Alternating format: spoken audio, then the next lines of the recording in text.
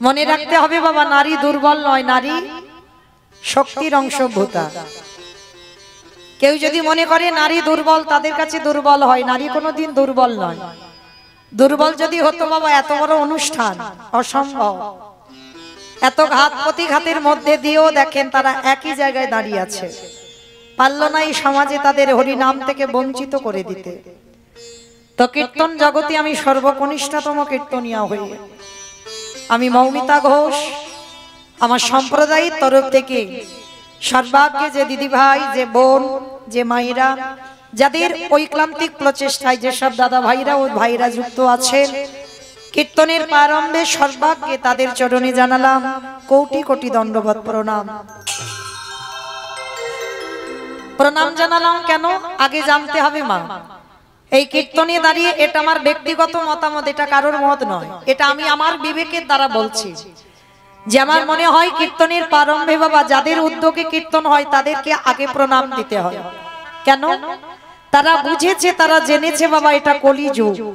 আর এই কলিযুগে যাগযজ্ঞ নয়, ব্রত পূজা নয়, ধ্যান তপস্যা নয়।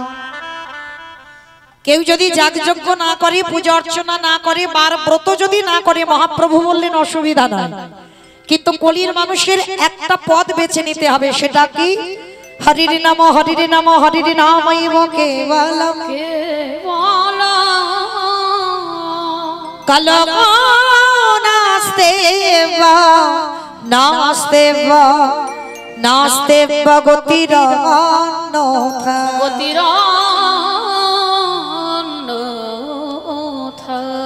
কলির মানুষের হরিনাম ছাড়া কোনো গতি নাই, কোনো গতি নাই, কোনো গতি নাই।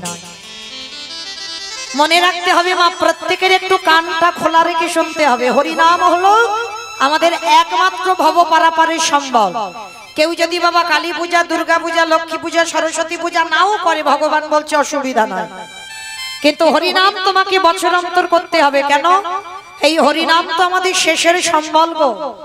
যদি বলেন আপনারা প্রশ্ন করবেন, মৌমিতা ও সৎকীর্তনিয়ারা এসে বলে, যারা ভাগবত পাঠ করে তারাও বলে, বলে হরিনাম শোনো, হরিনাম গাও, একাদশী করো, ভগবানের চরণে তুলসী দাও, তুলসী গাছে জল দাও। এগুলো হবে তোমার পরপারের সম্বল। কিন্তু মা এগুলো কীর্তনিয়ারা বলে যাবে আর আপনারা সবাই কানে শুনে চলে যাবেন, হবে না। যে জায়গাটা বসেছেন বাবা, ওই জায়গাটা বড় ধন্যাতি ধন্য জায়গা, একটু অনুভব করতে হবে। এই যে আমরা কীর্তনিয়ারা বলে যাচ্ছে বাবা হরিনাম ছাড়া মানুষের কোনো রাস্তা নাই, কোনো গতিও নাই। ভালো করে একটু বিচার করে দেখেন তো মা, সত্যি কি গতি আছে?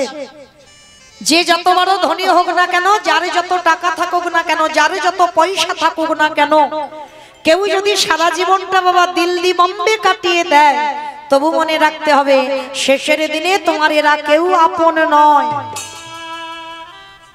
এইটা যে যত তাড়াতাড়ি জানতে পারবে বাবা, তত তাড়াতাড়ি তার মঙ্গল হবে। কেউ তোমার নয়।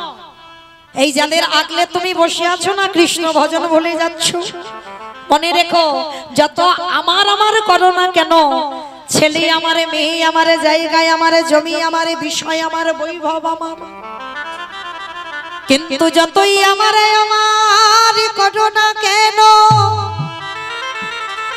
একেবারে যদি পাশে বেজে যা, পড়ে থাকবে তোমার সরকারি খাবার।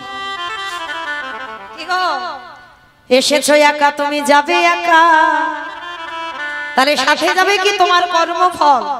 কতদিন তুমি মহৎ কাজে যুক্ত আছো, কতদিন তুমি ধর্ম কাজে লেগেছো, কতদিন হরিবাসরে বসেছো, কতদিন সাধু সঙ্গ করেছো, কতদিন তুমি ভক্ত চরণ আশ্রয় করেছো, কতদিন ধরে তুমি একাদশীর উপবাস করছো। এই ভালো ভালো কর্ম তোমার সাথে যাবে বাবা। তবে আমি মৌমিতা একটা গ্যারান্টি দিতে পারি, যত আমার আমার করে তুমি বিষয়ী বসনায় জর্জরিত হও না কেন, যত তুমি বিষয়ী জায়গা জমি আগলে ধরে থাকো না কেন, শেষের দিনে কিন্তু সেসব তোমার সাথে যাবে না।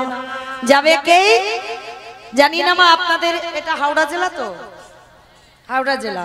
আচ্ছা জানি না আপনাদের এই গ্রামটাই নিয়ম আছে কিনা, তবে আমার ডায়মন্ড হারবার এলাকায় নিয়ম আছে, মানুষ মরে গেলে সাথে কিছু, তাহলে মানুষ মরে গেলে মা সাথে কিছু দাও বা না দাও, একটা জিনিস তোমাকে ভাড়া করতে হবে মানুষের মৃত্যুর পর, সে বড় লোক হোক আর গরিব হোক, একটা হলো খোল আর একটা হলো করতা।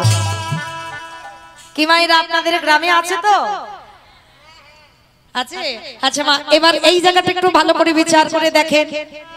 যখন ঠাকুর তুলছে, কালী ঠাকুর বলো, দুর্গা ঠাকুর বলো, লক্ষ্মী সরস্বতী যে কোনো ঠাকুর পূজা হচ্ছে, যখন ঠাকুর বিসর্জন হয় তখন তো মা বড় বড় ডিজে বক্স বাজে, বাজে না? কি বাবা আপনাদের এই গ্রামে বাজে ডিজে বক্স? বাজে, এখানেও বাজে। আমি ভাবলাম আমার এলাকায় বুঝি বাজে, তার মানে এখানেও হয়। তো এমন বাজবে মা বিসর্জনের সময় যেন হাতটা ব্লক হয়ে গেল, মানে এমন ধুমধাড়াক্কা বাজবে। তো ভালো করে এই জায়গাটা একটু অনুভব করেন, সেটাও মা। তাহলে মাকে যখন বিসর্জন দিতে যাচ্ছ তখন লরিতে করে বাবা ওই ডিজে বাজি যাচ্ছ, আর যেদিন আমাদের দেহ বিসর্জন হবে সেদিনকে একটা লরিতে করে ডিজে বাজি গেলে হতো না? নিশ্চয়ই হতো। তাহলে হচ্ছে না কেন? এই জায়গায় তো চৈতন্য মহাপ্রভু শিক্ষা দিলেন, ওরে কলির জীব, যাদের আগলে বসে রইলি কেউ তোর সাথে গেল না, তাহলে শেষের দিনে সাথ দিল কে? এই হরি নামে যাবে। আমাদের পচা দেখো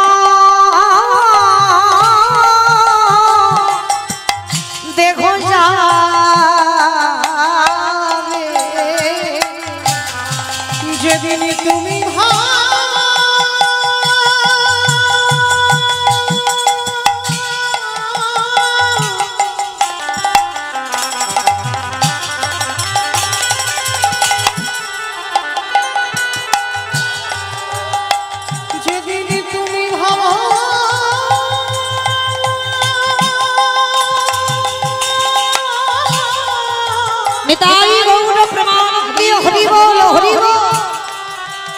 যেদিন তুমি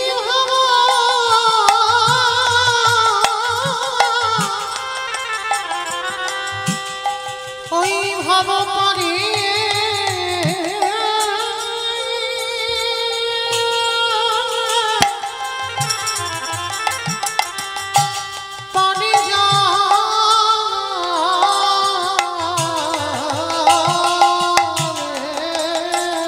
হরি বল হরি বল।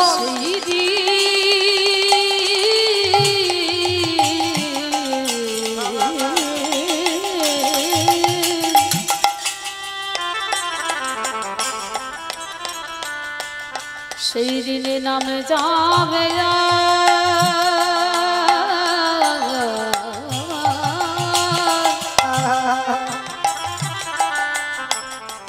আরে পচা দেহ ও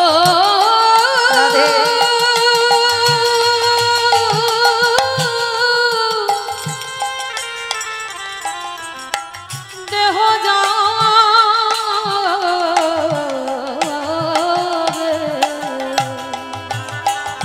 সেদিনই আমাকে বলতে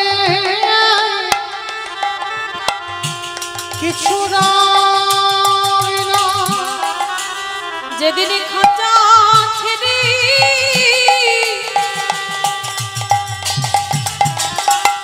প্রাণ পাখি চলে যাবে, আমরা যেমনি তেমনি গেলাম, শুধু আশা যাওয়া আমাদের হলো। ও ভাই আমাদের আপন বলতি কেহ রইল না, শুধু আপন করে মরলা হরি নামে যাবে। এই পচা দেহ যাবে। আস্তে সবার চরণ ধরি আমার একটা নিবেদন মা। ভগবান বললেন আমার থেকে আমার ভক্তরই আগে বেশি ভালোবাসো, আমার থেকে আমার নাম বড়, নাম হতে আমার ভক্ত বড়, ভক্ত হতে ভক্তের পদধূলা আরো বড়। আপনাদের গ্রামে এসেই আমার শোনা, এই যে আমার দিদি ভাইরা এত পরিশ্রম করে গোটা দামোদর মাস মাধুকুরি করে। ভালো করে ভেবে দেখেন তো মা, তারা কি নিজেরা পেটে খাওয়ার জন্য ভিক্ষা করেছিল? করেনি। তাদের নিজেদের শুধু মঙ্গলের জন্য নয়, এটা গ্রামের মঙ্গলের জন্য, সবার মঙ্গলের জন্য। এই যে নিয়ম সেবার মাস, সেই মাসে প্রত্যেকের দাঁড়ে দাঁড়ে বাবা কেউ 1 টাকা দিয়েছে, কেউ 5 টাকা দিয়েছে, কেউ 10 টাকা। আবার বাবা তার উপরে কত মুগ নাড়াও নিশ্চয়ই খেতে হয়েছে। কারণ ভগবানের জন্য যারা ভিক্ষা করে গো, তাদের অনেক কটু কথা শুনতে হয়। কিন্তু মা চরণ ধরি একটা আমার নিবেদন, আমার হৃদয়ে যতটুকু প্রেম আছে, যতটুকু ভক্তি আছে, ভালো না লাগে দিও না।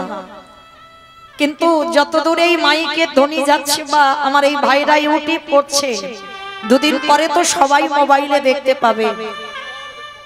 পৃথিবীতে যত যত ভক্তরা হরি নামের কাজে বাধা দেয়, যারা এই হরিনাম যজ্ঞে দান দিতে গিয়ে বাবা অনেক কটু ভাষা বলে, তাদের কাছে এই অধম কীর্তনীয় চরণ ধরে নিবেদন করি। ভগবান বললেন, ভুল করে কেউ আমার ভক্ত প্রাণে যেন আঘাত দিও না। কারণ মনে রাখতে হবে, তারা তো নিজের জন্য নয়, তারা সবার জন্য ভিক্ষা করেছে, যাতে গ্রামের মঙ্গল হয়, সবার মঙ্গলের জন্য ভিখারি সেজেছে। তাই সবার কাছে আমার নিবেদন, দিতে ভালো না লাগলে দেবে না, কিন্তু ভুল করে যেন ভক্ত প্রাণে যেন কোনোদিন কষ্ট না হয়, কোনোদিন কটু ভাষা বলো না, যে ভাষায় আমার ভগবানের হৃদয়টা ভেঙে যায়। আর মনে রাখতে হবে, ভগবান বললেন, যারা ভক্তির জন্য, যারা ভগবানের কাজের জন্য এতটুকু চিন্তা করে, ভগবান তাদের জন্য বিশাল কিছু ভেবে রেখেছে। যদি ভেবে না রাখতো গো, দ্রৌপদীর এতটুকু বস্ত্রের বিনিময়ে কুরুসভায় যেদিন বস্ত্র হরণ হলো, ভগবান শত শত বস্ত্র জোগাড় করে দিল। নিতাই গৌর হরি বল, হরি বল। তাহলে এত বাধার মধ্যে দিয়েও বাবা এইভাবে যে রাস্তায় কীর্তন আমি কোনোদিন দেখি নাই। তবু সবার কাছে আমার নিবেদন, এত ভক্ত বসতে অসুবিধা। এই যে দেখলাম সুন্দর পাশে মাঠ, কি হবে গো বিষয় বৈভব? একবারও ভেবে দেখেছো? এই পৃথিবীতে তো তোমার আপন কেউ নয়, আপন তো একজনে, যেটা হলো আমার গৌর গোবিন্দ চরণ।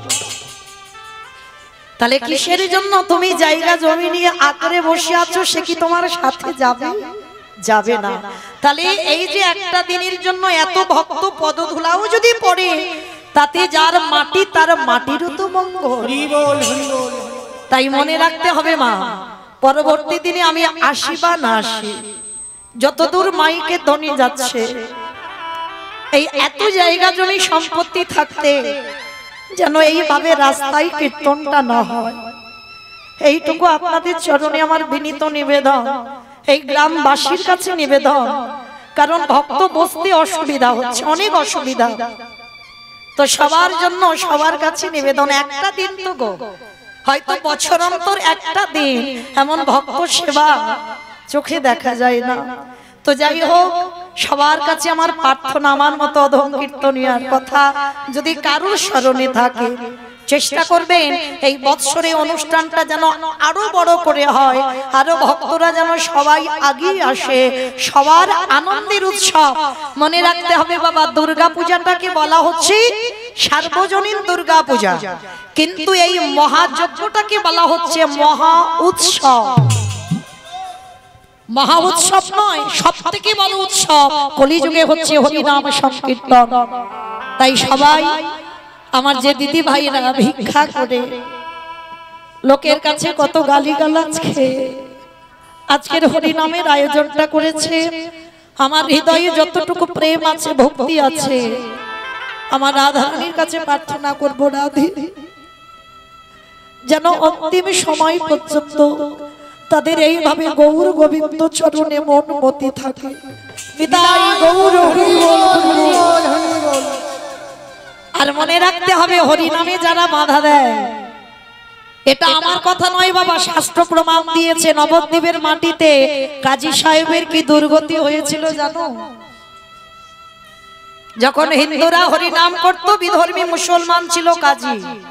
এই কাজী সাহেব যখন হরিনাম হতো, খোল করতাল ভেঙে গুড়িয়ে দিত, হরিনামে বাধা দিত, হরিনাম পছন্দ করতো না।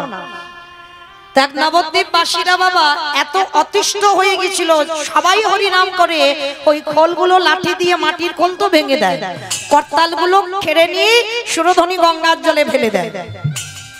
তো নবদ্বীপ বাসীরা একদিন ছুটে গিয়ে নিমাইয়ের কাছে নালিশ জানালো, নিমাই তুমি দেখতে পাচ্ছ আমরা তো কারোর ক্ষতি করিনি, মঙ্গল বই কারোর ক্ষতি চাইনি, তাহলে হরিনাম করব, কারোর তো ব্যাঘাত হচ্ছে না, কারোর বাড়িতে গিয়ে করছি না, তাহলে কিসের জন্য ওই কাজী এসে আমাদের খোল করতাল ভেঙে দিচ্ছে, হরিনামে বাধা দিচ্ছে? মহাপ্রভু বললেন, ভাই তোমরা যে যার ঘরে যাও, কালকে আমি ব্যবস্থা করে দেব। তো কাজী সাহেব কি করেছে, সকালবেলা খোল করতাল ভেঙে দিয়ে বাবা রাত্রিবেলা বাড়িতে গিয়ে ঘুমিয়েছে। আর ভগবান কি করেছে, দেহটা মানুষ আর মুখটা পশুর মতো। আমার কোন ঠাকুর গো? নরসিংহদেব, নৃসিংহদেব। আর ওই রূপটা ধারণ করে একেবারে রাতের অন্ধকারে কাজী ঘুমাচ্ছে, কাজী সাহেবের বুকের উপরে প্রভু আমার চড়ে বসেছে। চড়ে বসে বলেন, অপদার্থ তোর এত বড় স্পর্ধা, তুই কিনা হরিনামে বাধা দিস? তবে শোন কাজী, আমি আজকে থেকে হিসাব করে রাখবি, 1 মাস তোর সময় দিলাম, আর 1 মাস পর এই রকম দিনে এই রকম সময় আমি নিজের হাতে তোর প্রাণ নিতে আসব। যখনই কাজী সাহেব এই দুঃস্বপ্নটা দেখেছে, সকাল না হতে হতে মা ভোর ভোর একেবারে আমার নিমাইয়ের চরণে গিয়ে আছাড় খেয়ে পড়েছে। নিমাই, আমি ভুল করেছি, আমি অন্যায় করেছি, আমি হিন্দুদের হরিনামে বাধা দিয়েছি, আমি কৃষ্ণ নাম করতে দিইনি, তার জন্য কে যেন রাত্রিবেলা এসে আমার বুকের উপরে চড়ে বসেছে, আমাকে বলল 1 মাস পরে এই রকম দিনে আমার প্রাণ নিতে আসবে। নিমাই, আমি কথা দিলাম আজকে থেকে আমি হরিনামে বাধা দেব না, আজকে থেকে আমি কথা দিলাম আমিও তোমার সঙ্গে হরিনামে যোগ দেব। মুসলমান হয়ে হিন্দুদের হরিনামে যোগ দিল, আর তাতে কি হলো, মুসলমান সমাজ খেপে উঠেছিল। একটা মুসলমান হয়ে হিন্দুদের হরিনামে যোগ দেবে, তাতে কি হলো, কাজী সাহেবকে এক ঘরে করে দিয়েছিল। মুসলমান সমাজ কাজীকে এক ঘরে করে দিল, আর বলেছিল কাজীর মৃত্যুর পর কেউ কাজীকে কবর দিতে যাবে না। কাজী যখন মহাপ্রভুর ভক্ত হলো, তখন আমার মহাপ্রভুর কাছে গিয়ে বলেছিল, গৌরহরি, আমি তোমার হরিনাম ভালোবাসলাম বলে আমার সমাজ আমাকে এক ঘরে করে দিল, শুধু এক ঘরে নয়, আমাকে বলল আমার মৃত্যুর পর আমার দেহটাকে নিয়ে কেউ কবর দিতে যাবে না, আমার মৃত্যুর সময় কেউ 1 গ্লাস জলও দেবে না। নিমাই, আমি কি হরিনামে যোগ দিয়ে ভুল করলাম? ভগবান আমার মুচকি হেসে বলেছিল, কাজী, যে আমারে চাই তারে আমি চাই, যে আমারে না চাই তারে আমি না চাই। এই পৃথিবীতে যারা আমার চরণে আত্মসমর্পণ করে, শেষের দিনে তাদের ভাবনা কাউকে ভাবতে হয় না, তাদের ভাবনা আমি স্বয়ং হরি ভেবে রাখি। নিতাই গৌর প্রেমানন্দে হরি বল। ওই কাজী সাহেবের যেদিন বার্ধক্য দশা এলো, মা পিপাসায় জল যখন চাইছে, কোনো মুসলমান আসেনি কাজীকে জল দেবে, ভগবান নিজে ছুটে গেল কাজীর দুয়ারে। আর কাজীর মৃত্যুর সময় আমার ভগবান নিজে হাতেই জলটা দিল, সেই জল সেবা করে কাজী দেহ ত্যাগ করলো, কেউ ছুতে এলো না কাজীর দেহ। কাজী সাহেব বলেছিল দরকার নেই কারো, হরি বল। মহাপ্রভু বললেন দরকার নেই কারো, একবার যাকে আমি কৃপা করি, প্রয়োজন লাগে না কারো। ভগবান নিজে কোলে করে একজন মুসলমানকেও কোল দিয়েছে, কোলে করে নিয়ে যারা মায়াপুর যাবেন, মা ওটা তো মায়াপুর নয়, ওটা ছিল মিয়াপুর।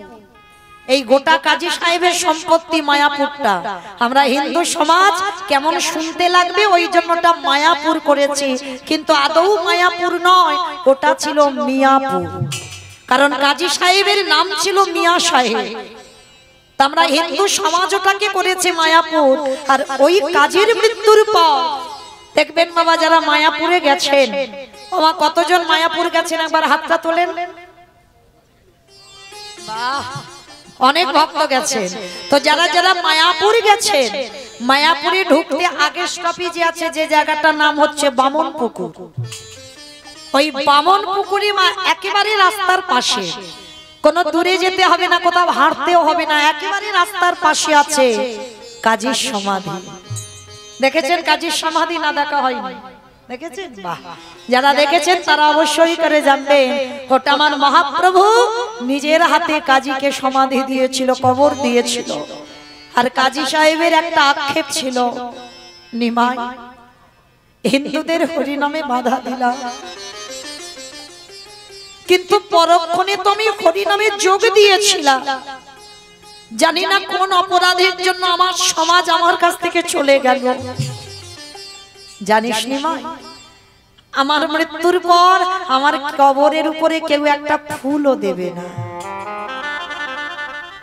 মহাপ্রভু বলছে, দেখো কাজী, তোমার কবরের উপরে হয়তো তোমার মৃত্যু দিনটা স্মরণ করে কেউ একটা ফুল দিয়ে যেত, কিন্তু আমি এমন কাজ করে যাব,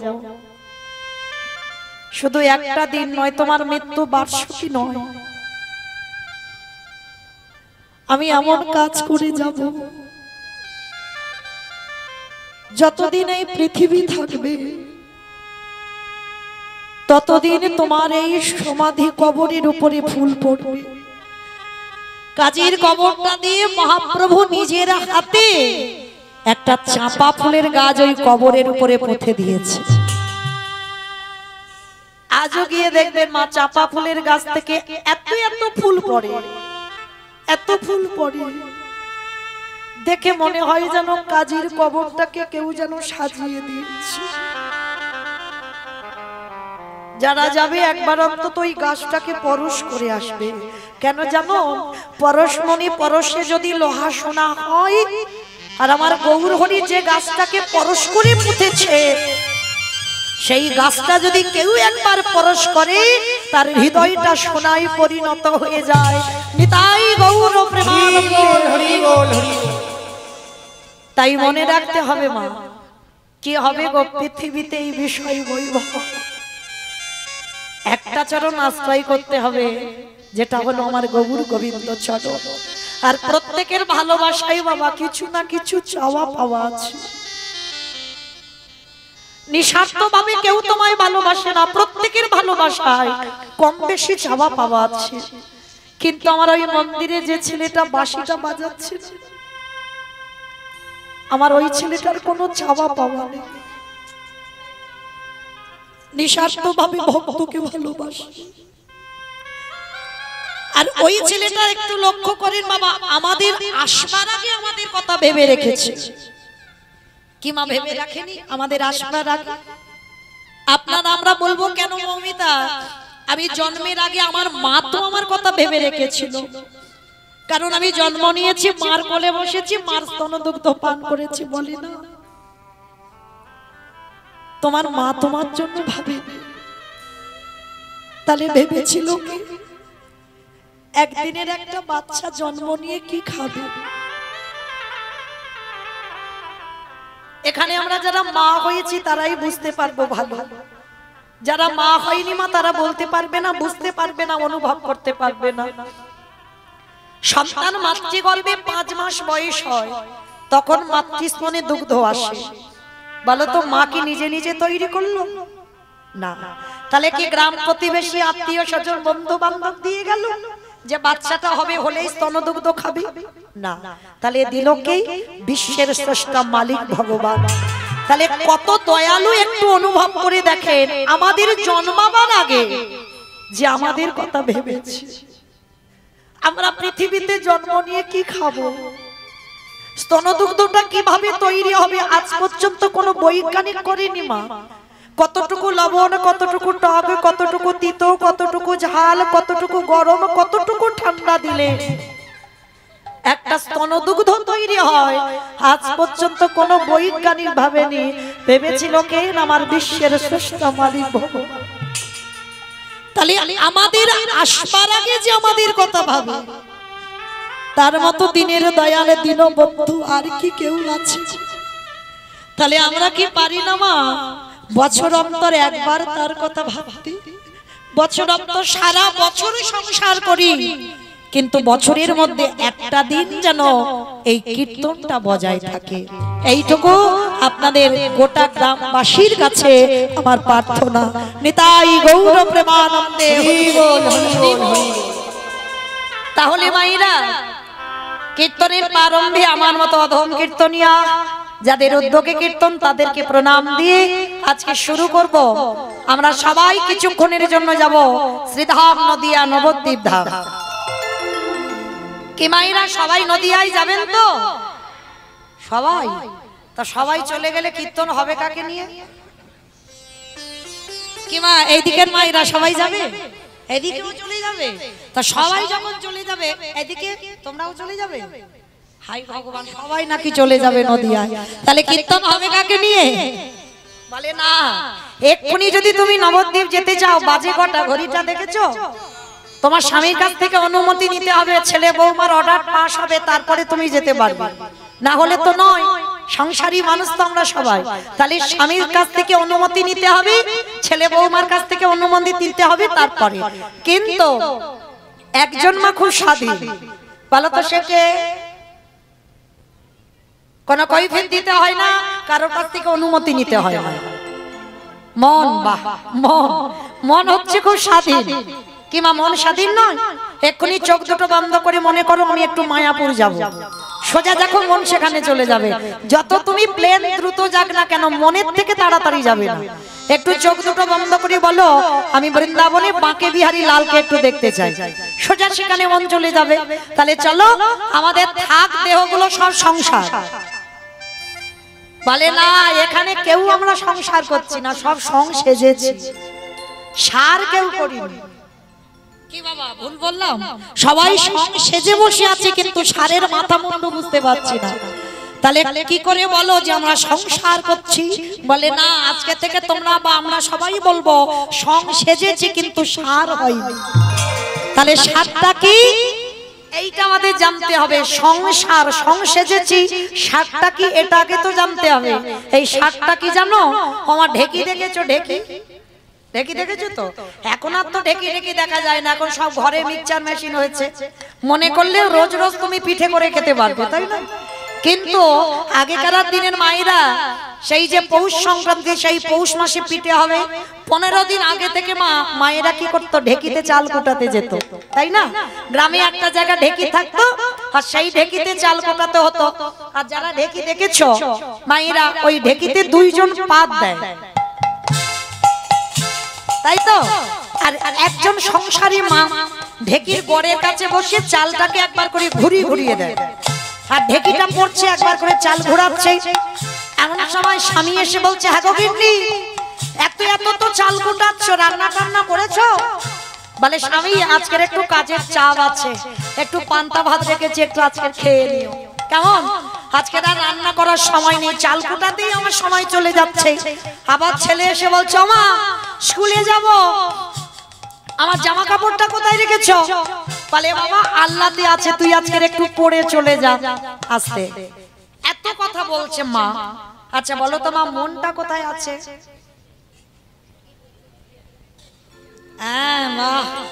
ঢেকি গড়ের দিকে।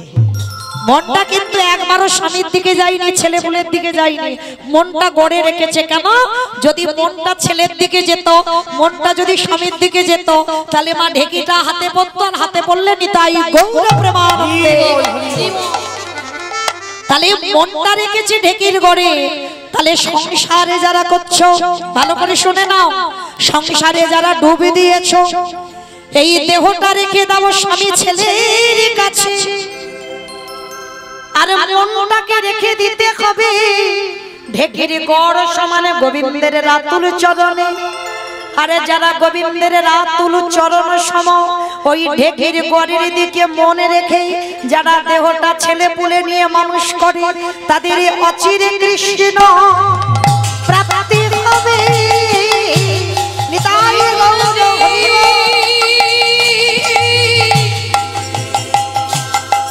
কৃষ্ণ সেবা করলে অচিরে কৃষ্ণ প্রাপ্তি হবে। আসলে তাহলে মায়েরা বুঝেছো সাতটা কি? সাতটা হলো এটাই যে দেহটা সংসারে রেখে মনটা গোবিন্দ চরণে রেখে বসতে হবে। কেমন? তাহলে চলো আমাদের দেহ ছেলে পুলে মানুষ করুক আর মনগুলো নিয়ে যাব সুরধ্বনি গঙ্গার তীরে। কেমন? সত্যতে নারায়ণ, ত্রেতাতে রাম, দাপরে কৃষ্ণ, আর কলিতে হলো গৌরাঙ্গ। চলো আজকে আমরা সেই নবদ্বীপের মাটিতে গিয়ে দেখব ব্রজেন্দ্র নন্দন কৃষ্ণ কলিতে হয়েছে গৌরাঙ্গ। আর যেদিনে প্রভু এসেছিল সেদিনে নদিয়ার অবস্থাটা কেমন ছিল জানো? আজ নদীগা উদয়গিরি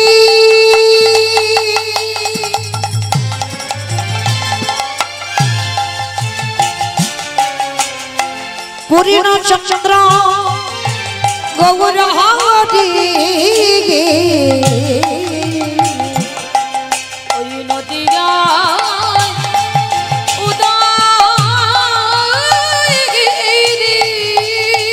আস্তে আমার আগে একটা কথা বলেনি, ঝগড়া করতে গেলে প্রথমে করে নামা ভালো, আর মাঝ রাস্তায় গিয়ে যদি ঝগড়া করি মাতালে তো মারামারি হবে। আগে করে নিচ্ছি ঝগড়াটা। এই কীর্তন শুনতে গেলে আমার ভগবানের জন্য একটু কাজ কাজ করতে হয়। আমার জানো তো কাজগুলো কি কি? বসে বসে ঘুমোতে হয়। বসে বসে নাকি ঘুমোতে হয়? আমার ঘুমোতে হয় না, কেউ ঘুমায়নি। তিনটে ধ্বনি দরকার, একটা শঙ্কর ধ্বনি, উলুদ ধ্বনি, আর যাদের যাদের হাত আছে কিংবা সবার হাত এসেছে তো সে তো দুপুরবেলা প্রসাদ পাওয়া হয়ে গেছে, বাড়িতে খুলে আসুনি তো। সবার হাত আছে? যাদের আছে কই একটু দেখাও। নিতাই গৌর প্রেমানন্দে হরি বল হরি বল। বাহ, তার মানে সবার হাত আছে। কই এবার একটু উলুদ ধ্বনি করে দেখাও। আজ নদী গা উদয়গিরি আমার গোনারি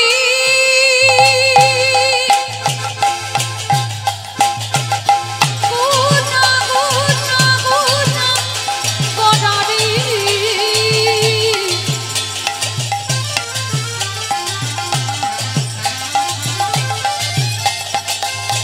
গোনা গোনা গোনা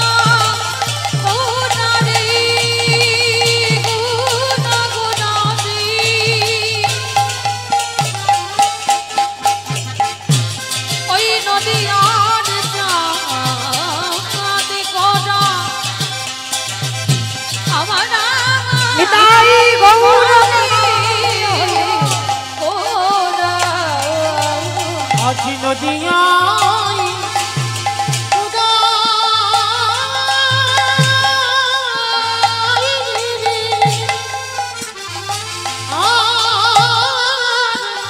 পূর্ণ চন্দ্র গৌর হরি কৃপা করি হইল উদয় উলুদ ধ্বনি করি হইল কৃপা করে হইল বলি সোনার নদিয়ায়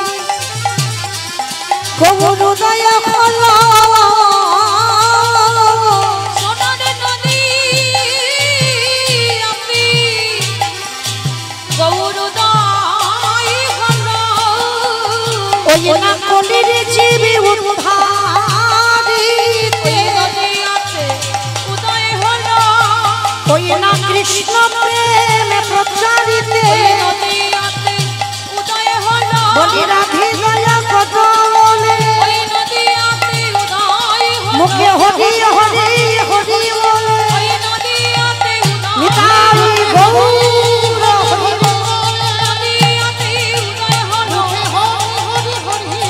নদিয়াতে উদয় হলো নদিয়াতে উদয় হলো